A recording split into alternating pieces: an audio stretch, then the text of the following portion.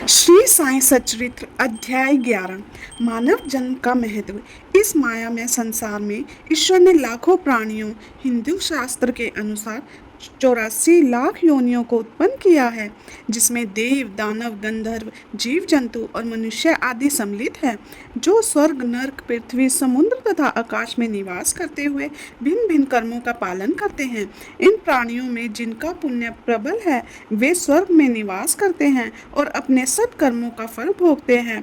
पुण्य के क्षीण होते ही वे फिर निम्न श्रेणी में आ जाते हैं, और वे प्राणी जिन्होंने दुष्कर्म किए हैं नरक में जाते हैं और अपने दुष्कर्मों का फल भोगते हैं। जब उनके पाप और पुण्य बराबर हो जाते हैं, तब उन्हें मानव जन्म और मोक्ष प्राप्त करने का अवसर मिलता है। जब पाप और पुण्य दोनों नष्ट हो जाते हैं, तब वे मुक्त हो जाते हैं। अपने कर्म तथा प्रारब्ध के अनुसार ही आत्माएं जन्म लेती हैं या काया प्रवेश करती हैं। मानव जन्म अति दुर्लभ है। इस मानव जन्म के लिए देवता भी तरसते हैं, क्योंकि इस योनि में आकर ही जीव मुक्ति का उपाय कर सकता है। आहार, निद्रा, भय, मैथुन के मामले में सभी जीव समान हैं। मनुष्य जन्म इसलिए अनमोल है कि इसमें विवेक होता है। इस योनि में आत्मा से साक्षात्कार हो सकता है। यदि मानव जन्म का लक्ष्य भी है, हर मनुष्य की मृत्यु तो निश्चय ही है और वह किसी भी क्षण उसका आलिंगन कर सकती है।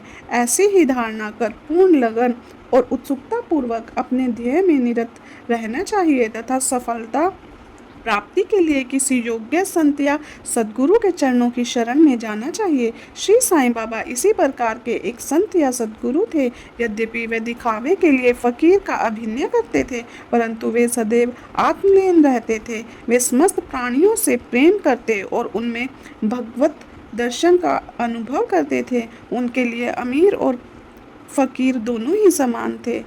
इस कथन में साईं बाबा हमें समझाना चाह रहे हैं कि जो हमें इस समय मानव जीवन मिला है, वो बहुत ही अनमोल है। क्यों ना हम अपने इस मानव जीवन को भगवान की भक्ति में लगाकर या कर्म करके, सबकी सहायता करके अपने बुरे कर्मों की सजा से बच सकते हैं। अपने सद्गुण को बढ़ाकर क्यों ना हम इस जन्म के बाद दूसरे जन्म में श्री साईं बाबा के चरणों में चले जाएं। ओम साईं राम।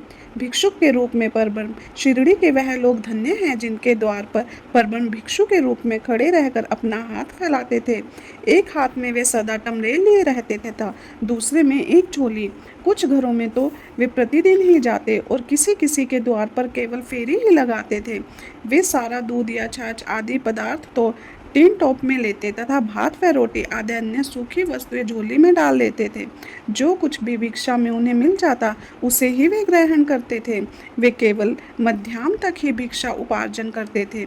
यह कार्य बहुत अनियमित था। किसी दिन तो वे छोटी सी फेरी ही लगाते तथा किसी दिन 12 बजे तक वे एकत्रित भोजन एक कुंडली में डाल लेते, जहाँ कुत्ते, बिल्लियाँ, कौवे आदि स्वतंत्रता पूर्वक भोजन करते थे।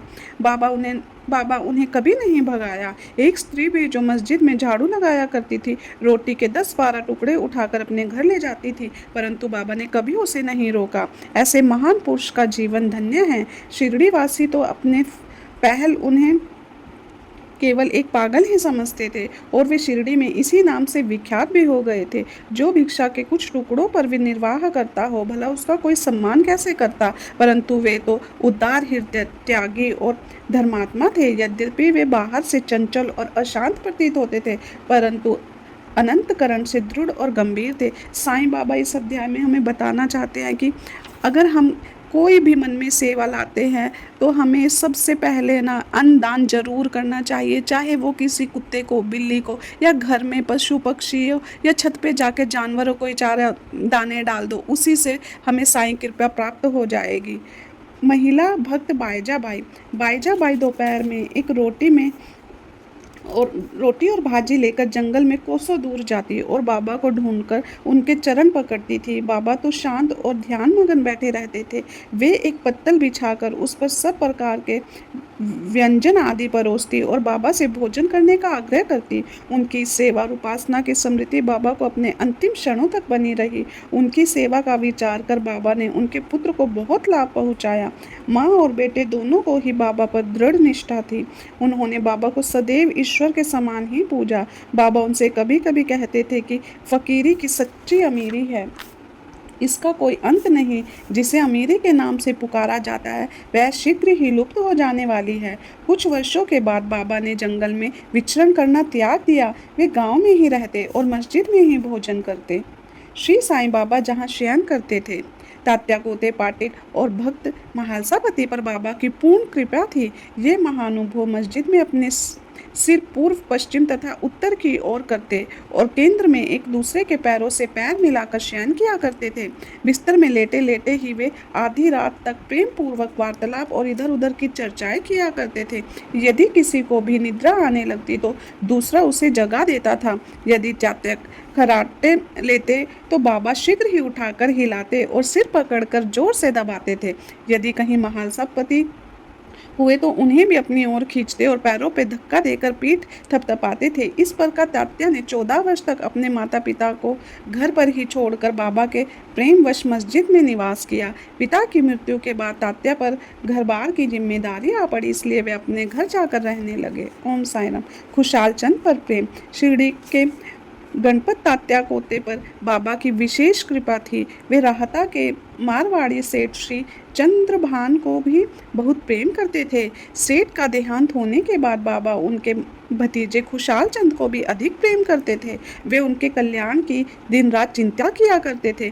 कभी बैलगाड़ी में तो कभी तांगे में वे अपने अंतरंग मित्रों के साथ राहता जाया करते थे। खुशाल चंद बाबा को उनके घर ले जाते और कोमल आसन पर बिठाकर सुस्वाद भोजन कराते और आनंद तथा प्रसन्न चित्त से कुछ देर तक वार्तालाप किया करते थे।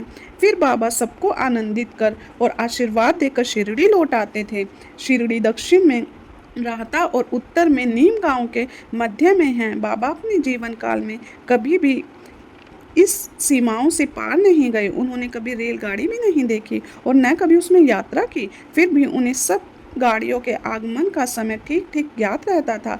जो भक्तगण बाबा से लौटने की अनुमति मांगते और आदेशानुकूल चलते वे कुशलता पूर्वक घर पहुंच जाते थे।